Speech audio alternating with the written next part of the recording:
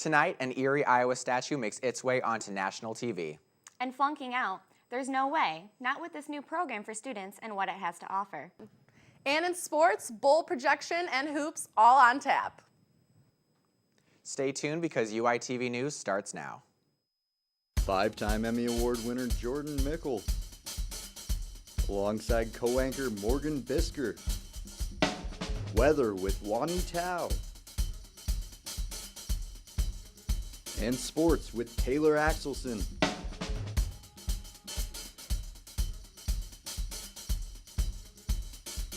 This is your Channel 17 news team at 9. This is UITV News, the news you trust. Hello and happy Friday the 13th. Thanks for tuning in to your Friday edition of UITV News. I'm Jordan Mickle. And I'm Morgan Bisker. Speaking of Friday the 13th, for all those superstitious people out there, Sci-Fi will be running a segment on Iowa City's Black Angel statue next week. The Black Angel is an 8.5-foot bronze statue in Oakland Cemetery. The statue oxidized over the last years, leaving it with a greenish-black color. The statue is thought to many to represent an angel of death and has been the source of many urban legends over the years, saying that if you kiss or touch the statue, death or misfortune will result. The segment will run on Sci-Fi's Haunted Highway program Wednesday night. $1 million, that's the price you pay when you're accused of murder. Judge Stephen Grant set the $1 million price tag as bail for 73-year-old John Bloomfield, who is being accused of killing his wife Frances 16 years ago. Authorities believe she was killed in Iowa City before her body was dumped in Illinois. He's facing first-degree murder, and this is his first appearance in court since his arrest 2 weeks ago. The sign language interpreter at Nelson Mandela's memorial service is accused of being a fake. The gestures he made during the service were meaningless. Tamsanka Jamke blames the fraud he performed in front of several world leaders on a schizophrenia fit while on stage.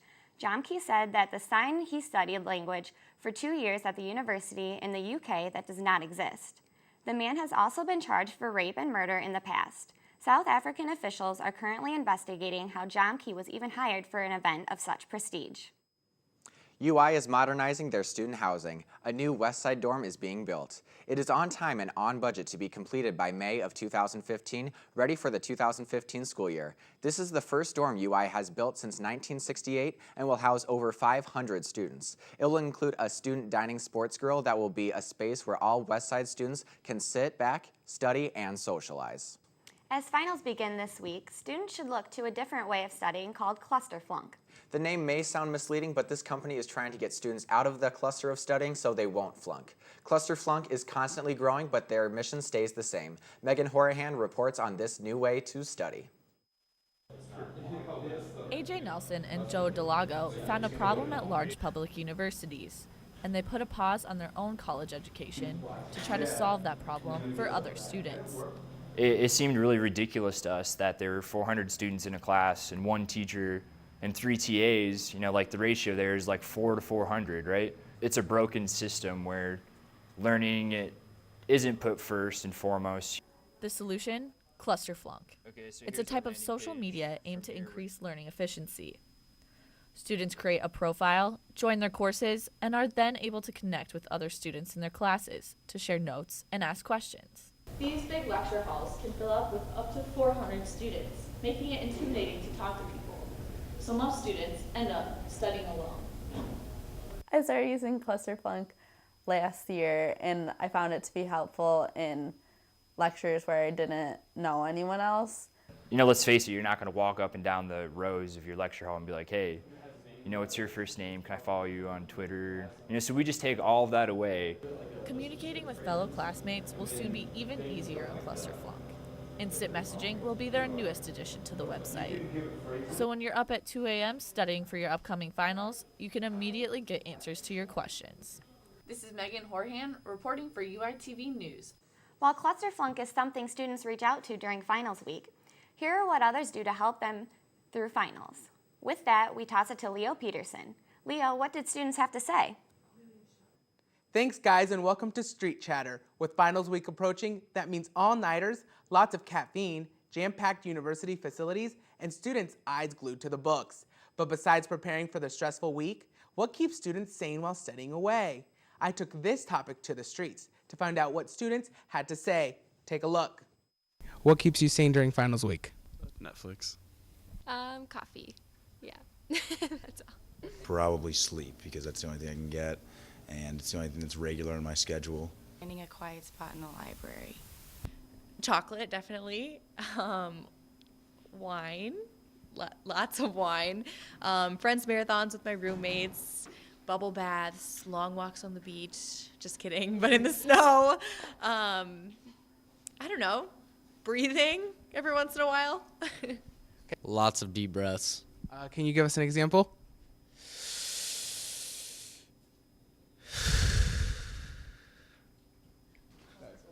I don't have finals. I enjoy treating myself to Starbucks holiday flavors, like a peppermint mocha, ho ho ho, to motivate me through the long studying days. Well, that's all the time we have for Street Chatter. Good luck on finals, and may the odds be ever in your favor. Jordan, Morgan, back to you guys. As the semester comes to an end and some students prepare for graduation, applications, resumes, and interviews are about to take over. While your application and resume may get you through the door, an interview is your opportunity to show your best self to a potential employer.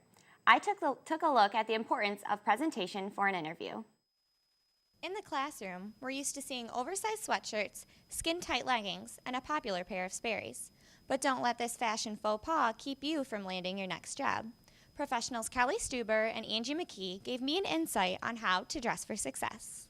I always would err on the side of overdressing in terms of wearing a suit if you're not sure versus not.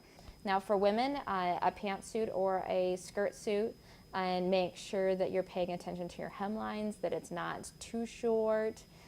This isn't the time for short skirts. This is the time for conservative knee-length skirts, things like that. For men, it's all about the suit, including a jacket, shirt, and of course, a tie. But while a dress shirt from Austin Berg might not be in a recent graduate's price range, You can get these things even if you need to go to a secondhand store or a Target or a JCPenney's, things like that. They don't have to be the most expensive ones out there because they're expensive. After hearing from Angie and Kelly, I think I'm ready for an interview. Coming up, we'll introduce a new sporting team at the university. But first, Wanyi, what can we expect to be wearing outside this week?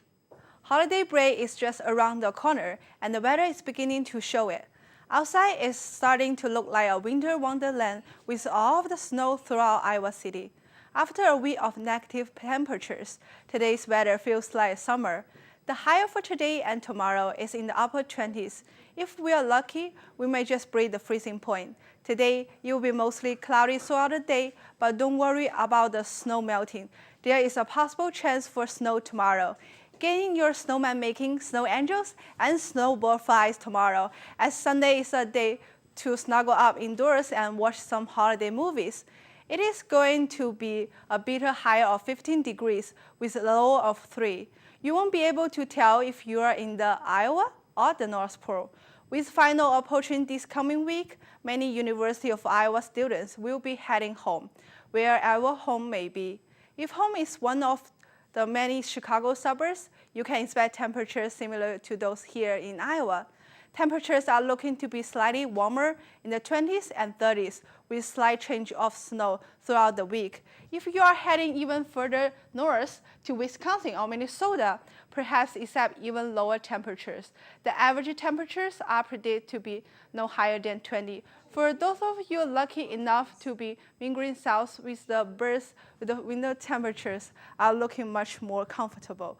In the southern part of Florida, temperatures are currently peaking in the 80s and not falling much below 70s. Stay warm, Iowa City, and back to you guys at the desk.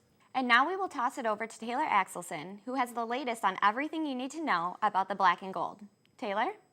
Hello and welcome to the latest edition of Sports for UITV News. I'm Taylor Axelson. A lot on tap for sports today, so let's get into it. He leads the team in sacks and has been named Big Ten Defensive Player for the Week twice this season. He's also been named to multiple Scholar Athlete teams. I caught up with senior James Morris to find out what award he's after now. Take a look.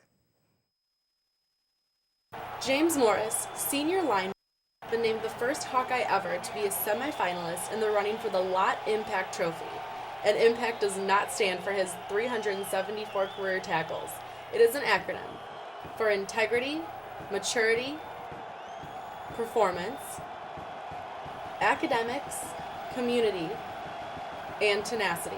For Morris, another could be added, humble. It's a good feeling, but again, it's not something I'm dwelling on. It's not something I'm advertising or, mentioning to other people. I just, again, take it for what it is. It's a nice honor. That's all it is right now. It can't help me Saturday, can't help me today. So just really focused on the things I can control. While Morris focuses on the upcoming game against Michigan, the national voter panel will have to cut more players. 5 finalists will be announced November 25th, and if Morris makes it to the Fantastic Five, he will be invited to attend the 10th annual trophy banquet in Newport Beach, California on December 8th. James Morris has helped Iowa come back with countless trophies this season, including this one for winning against Iowa State. But maybe it's time for him to win one on his own. This is Taylor Axelson, UITV News. 6 other Big Ten teams will be joining Iowa in bowl appearances over the holidays, and many tough matchups lining ahead. And here at UITV News, we have our own projections of bowl game victories, and standing alongside me is this guy, our own football insider, Andrew Hegewald. So how do you think it's going to work out for the Big Ten? Well, Taylor, one of the most prestigious bowl games has to be the Rose Bowl game. Got a tough matchup there. We got Michigan State and Stanford facing off. And I'm going to have to go with the Spartans on this one, though. Put up a good fight against Ohio State, beating them to get to the Rose Bowl. And they're going to be riding that momentum all the way into the game. Ohio State's going to be playing Clemson in the Orange Bowl. I say they have a fairly good chance against the Tigers, having only that loss against Michigan State so far this year. I don't know about that one. When Clemson brings their game, they're a threat. You can't deny it, and not to mention the history of these two teams with the infamous Woody Hayes punch back in 1978 in the Gator Bowl. How about them Hawks? Well, I see a bowl title in our future. Put up a good fight against the Cornhuskers in Lincoln, and they've only been defeated by the top 20 teams in the BCS, not having a bowl appearance last year. I think they're really poised to get a win this year. Yeah, I couldn't agree more. And wrapping up our Big Ten bowl projections, we have Wisconsin beating South Carolina, Michigan over Kansas State, Syracuse topping Minnesota, and with both teams having banged up QBs, it could be anyone's game in the Nebraska-Georgia matchup. The Cy-Hawk series started last night, and we have manners here in Iowa. So ladies first. The Iowa State women's team took care of their part in the Cy-Hawk series, defeating the Iowa women 83-70. Iowa State guard Bryn Williamson scored a career high of 21 points for the 17th ranked Cyclones. So where to go wrong for the Hawks? The Cyclones shot 49 free throws, making 37 of them, while the Hawkeyes only shot 20, only making 13. The number 21 Hawks dropped to 10-2 on the season, while Iowa State improves 9-0. The Iowa women will return home to face another in-state team, Drake, on December 21st. So over on the guys' side, the men's team put an end to the luck of the Irish by defeating Notre Dame earlier this month, and they will look to take the magic away from Hilton when they travel to Ames.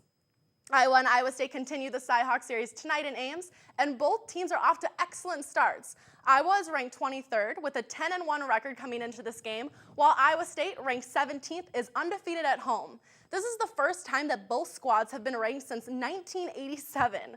Iowa holds a 43-23 advantage in the series that began in 1910, but Iowa State has won 28 of their last 29 games at home.